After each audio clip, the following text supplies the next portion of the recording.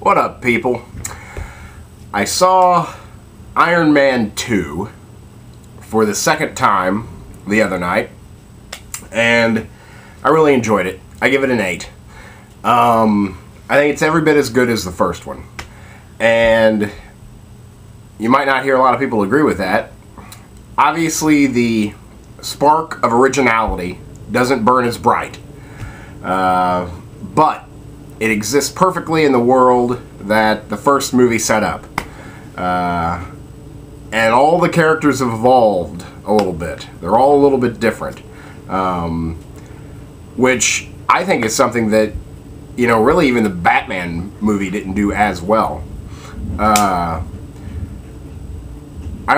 really enjoyed it. The things I really liked about it and the things I didn't like about it were pretty much the things I really liked and didn't like about the first one. What I liked, the acting, the writing. I mean, it's great that a summer blockbuster can be that well produced, you know, before they even get to shooting. Robert Downey Jr. is great. Gwyneth Paltrow is great. Their interaction, which was like my favorite part of the first movie, is still there, and it's still quippy. It's still quick, but it's moved. Their relationship has advanced, and I feel that it's honest, and I feel that it works. Mickey Rourke, very good. He doesn't have to do much. I mean, he just has to be intense and have an evil laugh and scream, and I just have a feeling it's very easy for Mickey Rourke to do. So, I mean, he did a good job, but he didn't really stretch his legs, per se. I think the real star of the show here is Sam Rockwell. Man, he does an awesome job. He's funny. He's just great in this movie. He gives a monologue, more of a sales pitch about guns, and it's just great. I mean, I was just sitting there rubbing my hands together. He has so much fun in this role. Really chews the scenery, but subtly, and works really well. I hope he's in the third movie. I think he's going to have to be. But by far, my highlight of the film. Basically, it's about Iron Man. He's now admitted he's Iron Man. He's got a person from the past who he has wronged, or felt he has been wronged. Mickey Rourke coming back to avenge the wrongdoings. He's dying. I mean, I guess he's always dying, but he's dying a little extra fast this time because of an element in his chest, and he has to invent a new element, and that's kind of weird, and so that just kind of happens. He invents this new element that saves him. He's got this whole Avengers thing going on with Nick Fury, played by Sam Jackson. I don't really care much about that. Just kind of felt tacked on, and I don't like the idea of using movies to sell other movies. I don't know. I mean, I'm not totally with the Avengers deal. I'm not looking forward to that movie if it ever happens. Whatever. I think it'll be a mess.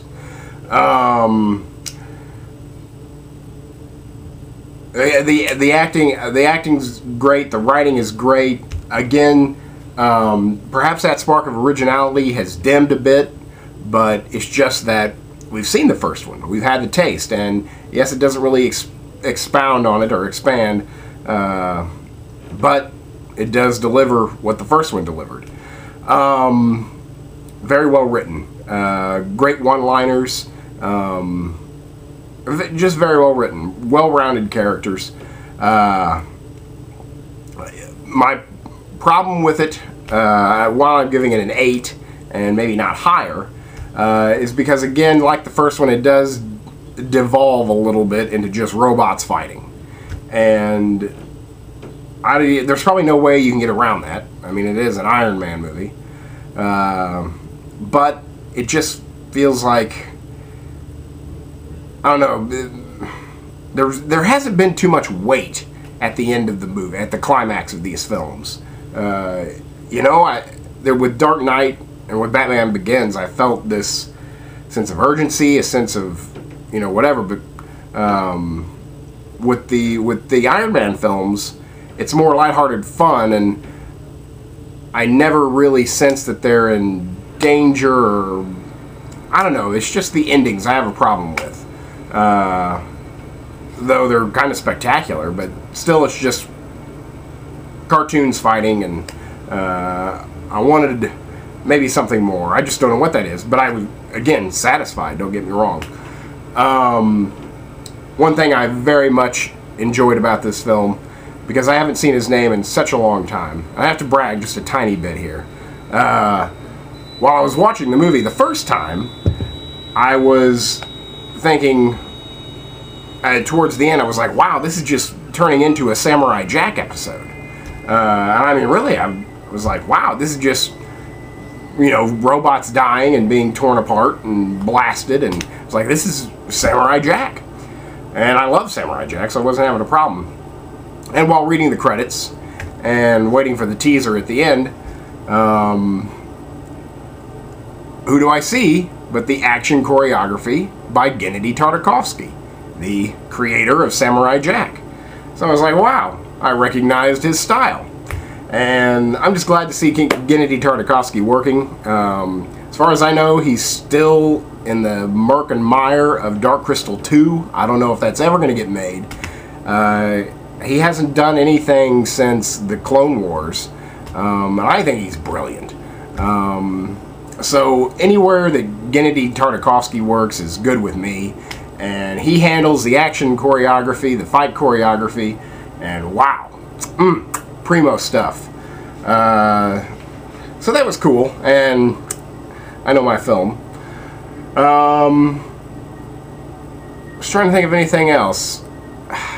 Again, I really enjoyed the movie. A great way to start the summer. I mean, summer blockbusters were great. You know, I'm grateful that a summer blockbuster can be that good. Have as much fun and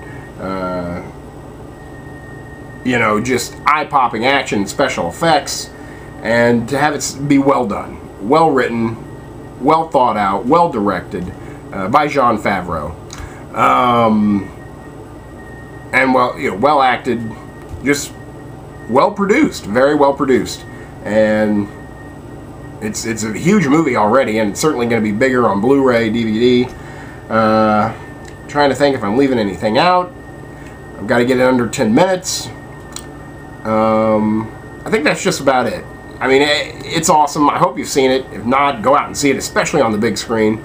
It'll definitely be worth your money. Probably one of the better summer blockbusters of the year. I haven't seen trailers for anything that I'm too excited about. So that's Iron Man 2. It's an 8. Just as good as the first one. Check it out. Later.